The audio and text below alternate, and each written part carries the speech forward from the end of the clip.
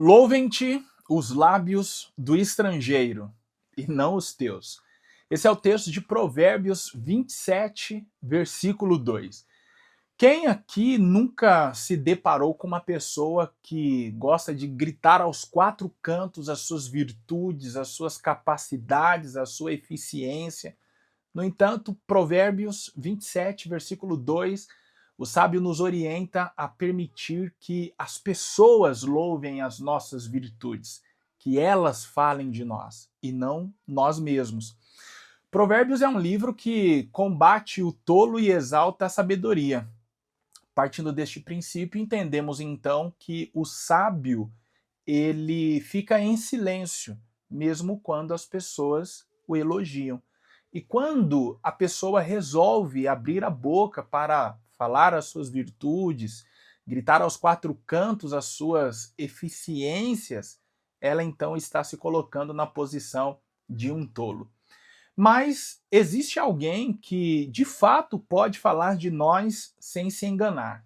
Porque mesmo o estranho ou estrangeiro, a depender da tradução da sua Bíblia, nos louvando ou exaltando a nossa capacidade, a nossa eficiência, as nossas virtudes, ele ou ela pode se enganar, porque eles não conhecem o nosso coração.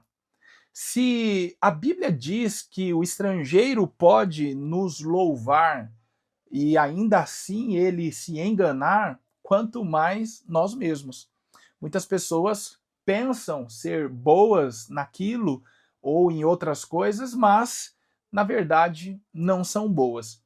Então, se o estrangeiro e nós mesmos podemos nos enganar quanto àquilo que somos capazes de fazer ou até mesmo ser, quem é que pode louvar as nossas virtudes? Será os nossos pais, o cônjuge, os filhos? Não. Essa pessoa é o próprio Deus, porque ele não somente fala do que podemos, mas ele fala e conhece quem somos. Isso porque ele não se engana ou se surpreende com estereótipos. Deus, ele sonda o coração. É exatamente sobre isso que nós iremos falar hoje, e o tema da aula é a promessa de um coração novo. Somente aquele que pode trocar o coração ou mudar a nossa personalidade tem o direito de falar a pessoa que somos ou a pessoa que nos tornaremos. Eu sou o pastor Lucas Gomes, professor de hermenêutica e homilética, e estou aqui para auxiliar você a preparar a aula do próximo domingo. Como disse, eu sou professor e lancei livros na área, este com o tema Mentoria para Pregadores. A proposta é auxiliar você a ler e a entender o texto bíblico com o fim da interpretação. E você terá condições também de montar os seus próprios sermões e se tornar um pregador. Caso você não tenha esse desejo, não tem problema. Esse livro pode te auxiliar também no preparo das suas aulas, porque todo professor precisa saber introduzir, desenvolver e concluir uma boa aula, assim como um pregador precisa também aprender todas essas etapas para entregar à igreja uma boa mensagem. O segundo livro que escrevi tem por título Água ele ainda transforma em vinho, baseado em João capítulo 2, quando Jesus operou seu primeiro milagre. Aqui eu falo como Jesus salvou e ainda pode salvar famílias da vergonha, do divórcio. Este livro é indicado também a jovens que estão namorando, são noivos, e a você, caso já seja casado, independente do tempo.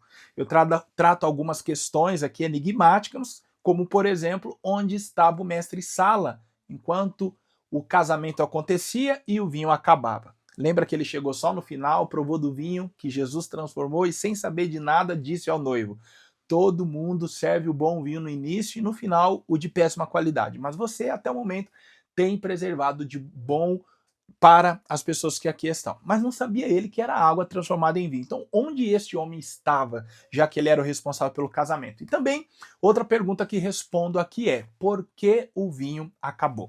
Os dois livros podem ser encontrados na Amazon, mas se você quiser conhecer um pouquinho mais e entender do que trato aqui, você pode clicar abaixo no link e ser então redirecionado para a página que te explicará um pouquinho mais. Também eu convido você para participar do grupo Sala dos Professores EBD. É um grupo que tem crescido e tem professores e superintendentes de todo o Brasil, mas está faltando você. Lá, semanalmente, a gente discute pontos da lição e compartilhamos coisas referentes à EBD. Como eu quero que você seja abençoado, então eu peço que abaixo você também clique e entre no grupo. O último aviso que eu quero dar é sobre a Torá comentada. Se você é novo por aqui e ainda não sabe, mas se você já está aqui há um tempo, certamente sabe que eu estou sorteando a Torá comentada. Sim, é os 5 primeiros livros da Bíblia, do Gênesis até o Deuteronômio comentada. Como você faz para participar? Você vai tirar um print desta aula e você vai postar no seu Instagram e você vai me marcar. @pastor Lucas Gomes oficial. E aí eu vou repostar, combinado? No final do trimestre você irá concorrer à Torá comentada e eu vou mandar para você em qualquer lugar do Brasil de graça. O único custo que você terá será com o correio, nada mais. O material chegará de graça para você. Eu quero, antes de iniciar a aula, agradecer os irmãos e as irmãs que têm cooperado com este canal, compartilhando, enviando para amigos que muitas vezes não tem condições de ir no domingo para a EBD, aí falta. Então, para a pessoa não perder o conteúdo, tem compartilhado. Eu tenho recebido feedbacks muito legais. Também eu quero agradecer você que já é inscrito no canal, que tem passado por aqui regularmente. Olha, minha gratidão eterna para você. E você que acabou de chegar, caso não seja inscrito, por favor, se inscreva no canal, ative o sininho. Essa é a oportunidade que você tem de não perder jamais o que acontecer aqui. E, gente, tem muita coisa boa acontecendo. Eu acho que você que é inscrito aqui já de tempos deve saber que há um tempo atrás eu estava com um podcast voltado somente para pregação. Tudo sobre pregação, pregadores, Bíblia, interpretação.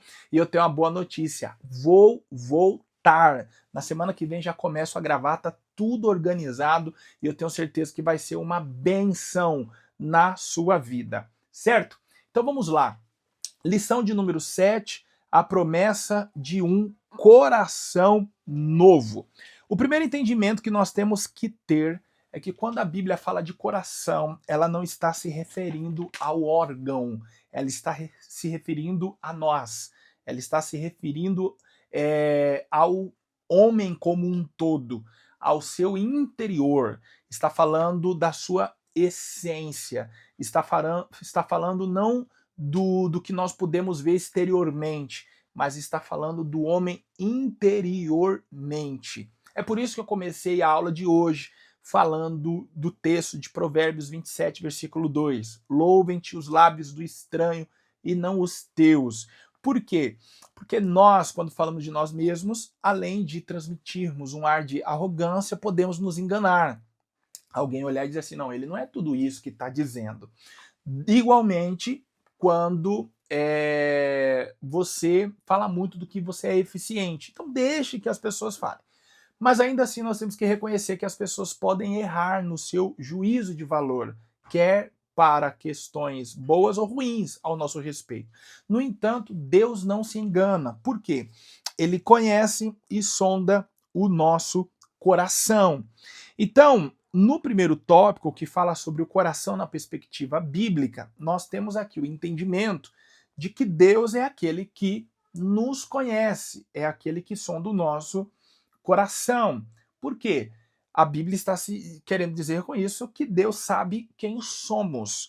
Veja que eu posso dar a você, professor, alguns exemplos para você citar no próximo domingo ou na sua próxima aula, de Jó, capítulo 1 do livro deste patriarca, o próprio Deus louva as virtudes do Jó, dizendo que ele era reto, íntegro, temente a Deus, se desviava do mal e sincero.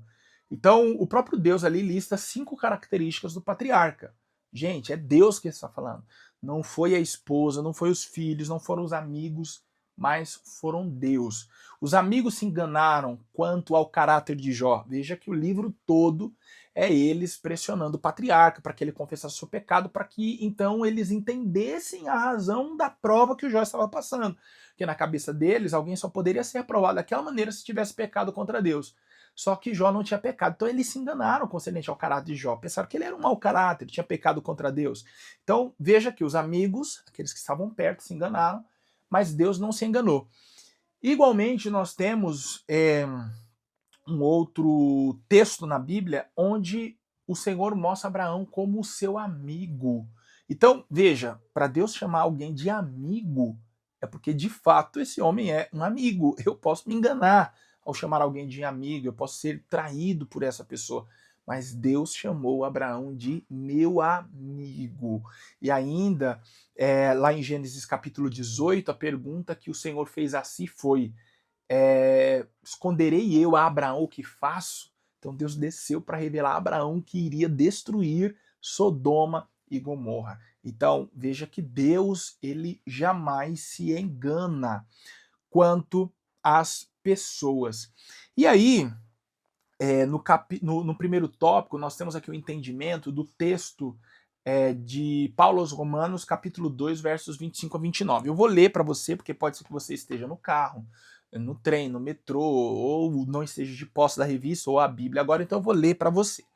Olha o que o texto de Romanos 2, 25 a 29 nos diz. Porque a circuncisão é, na verdade, proveitosa se tu guardares a lei. Mas se tu és transgressor da lei, a tua circuncisão se torna em incircuncisão. Se, pois, a incircuncisão guardar os preceitos da lei, porventura a incircuncisão não será reputada como circuncisão? E a incircuncisão, que por natureza o é, se cumpre a lei, não te julgará, porventura, a ti, que pela letra e circuncisão és transgressor da lei?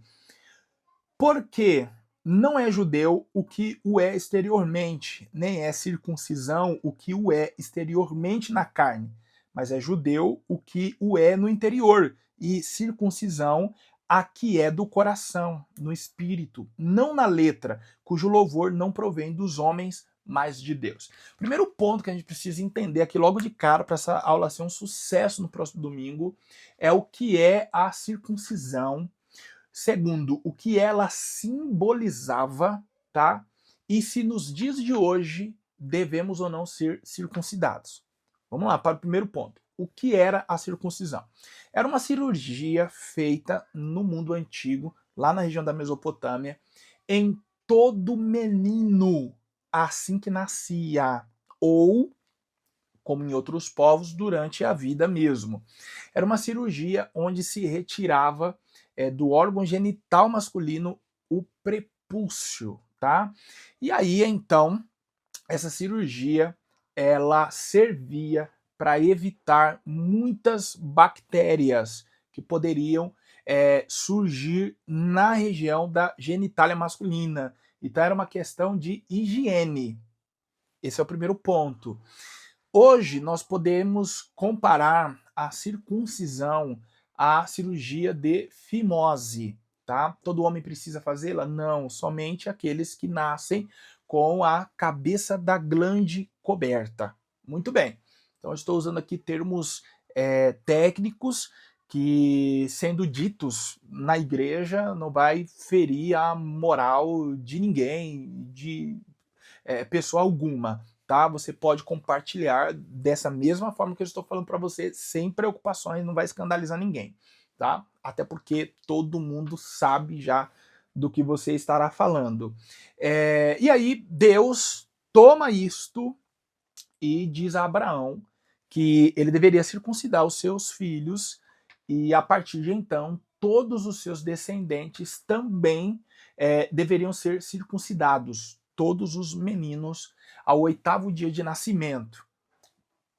Terceiro ponto agora.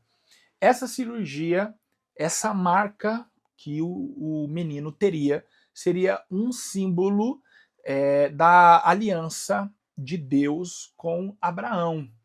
E todos os hebreus, então, deveriam ter esta marca. Então, era algo que os identificava como descendentes de Abraão, a partir desse momento, e como quem tendo uma aliança com o próprio Deus. Veja quando Davi foi lutar contra Golias, ou melhor, antes, né? Quando ele foi ao acampamento levar comida para os irmãos dele, e ele ouviu Golias insultando o exército de Israel, Davi disse assim: quem é este incircunciso para afrontar o exército do Deus vivo? O que Davi quis dizer com isso? Quem é este homem que não tem a marca para afrontar aqueles que têm a marca? Quem é este homem que não tem a promessa de Abraão para insultar aqueles que têm a promessa de Abraão? Então era uma honra ser circuncidado. Paulo falou sobre isso, sobre ser benjamita, da tribo de Levi, ou ser israelita, ser benjamita, circuncidado ao 8º dia, quando ele estava defendendo o seu apostolado. Então, para um judeu era honroso ter a marca que Deus falou para Abraão marcar os seus descendentes, porque aquilo comprovava a sua linhagem, a sua tradicionalidade, tá? A família que ele vinha, enfim. Então, esse texto aqui de Romanos, Paulo está falando sobre a circuncisão. Então, era obrigado a cumprir a lei somente aqueles que eram circuncidados.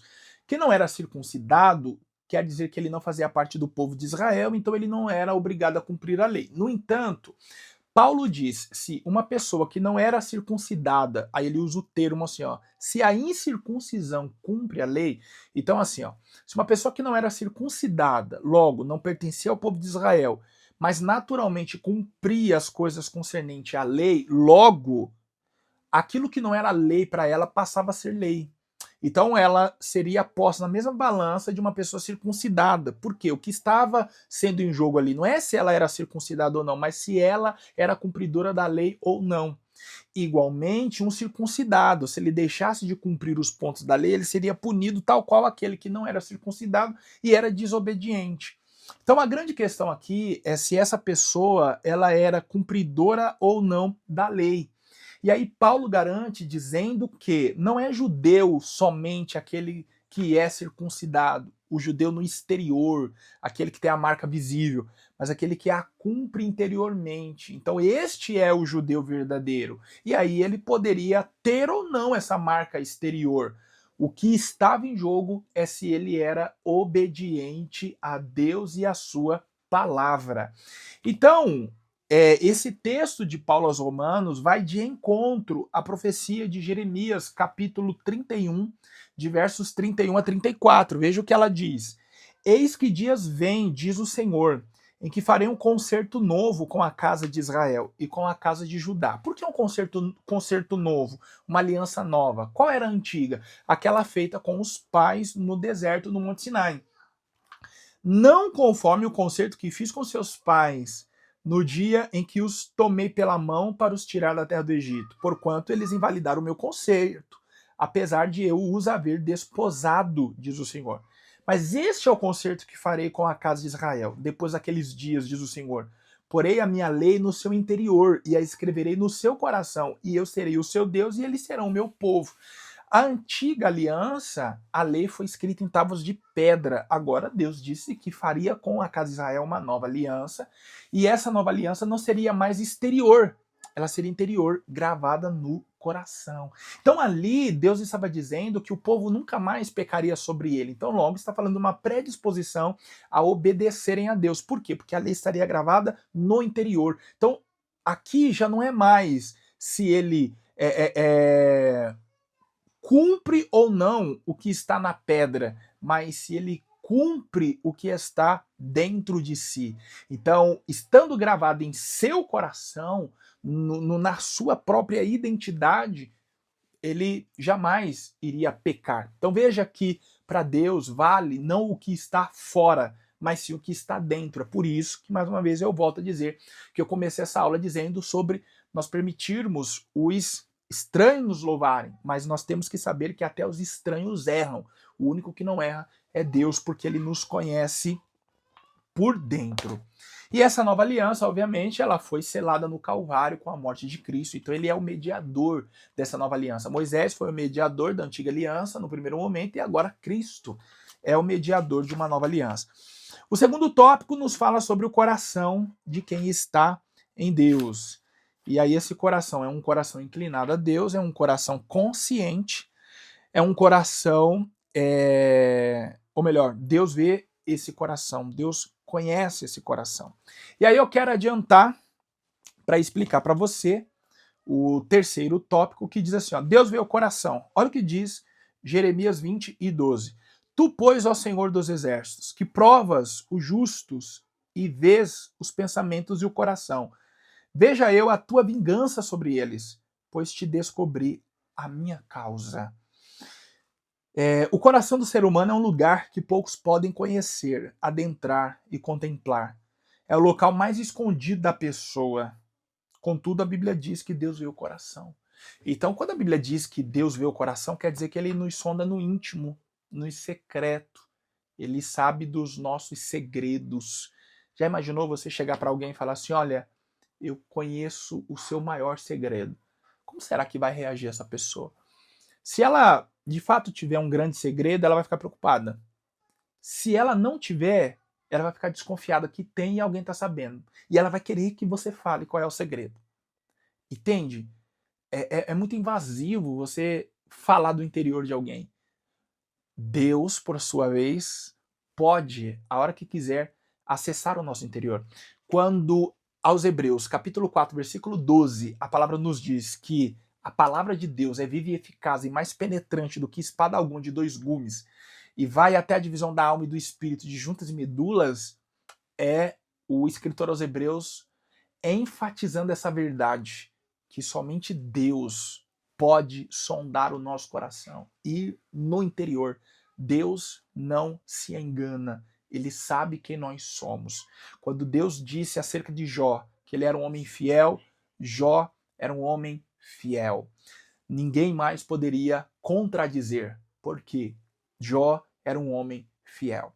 Então, que alcancemos essa mesma graça de sermos louvados não pelos estranhos, até porque isso traz uma certa vaidade ao nosso coração, mas que sejamos então louvados, e o louvor aqui eu não estou dizendo como aquele que nós entregamos a Deus, mas o louvor aqui é as boas palavras, que possamos alcançar essas boas palavras do próprio Deus, porque ele nos conhece. Deus, ele nos sonda. O salmista diz no Salmo 139, Deus nos cerca por detrás, por diante, sabe como nos levantamos, como nos assentamos. Ele conhece a palavra antes de chegar à nossa boca. Isso quer dizer que Deus, ele sonda os nossos pensamentos. Professor, eu quero convidar você para a próxima aula, que tem por título A Promessa de Paz. Olha, se você tem acompanhado desde a primeira aula, coloca aqui para mim. Coloca para mim quantas aulas você já acompanhou, só para eu saber assim o quanto tempo você está aqui. Esse trimestre está maravilhoso, sabe? De verdade, eu tenho um propósito aqui. É pincelar as partes mais importantes, mas a minha vontade é ficar aqui falando, porque eu sei que você está aí do outro lado, recebendo, anotando, acompanhando, e isso me deixa muito feliz em saber que eu tenho sido útil no seu ministério. A única coisa que eu peço a você é que se inscreva, não esquece, ativa o sininho, deixa o seu like, e vambora, Deus está nos abençoando, nos honrando, e eu fico feliz em saber que você está sendo abençoado. Aqui abaixo o link dos meus livros, não se esquece, também, não se esquece que você está concorrendo a Torá comentada, tira print, posta lá na sua rede social, me marca, eu tenho certeza que você vai ganhar, tá bom? Deus abençoe você, até a próxima aula.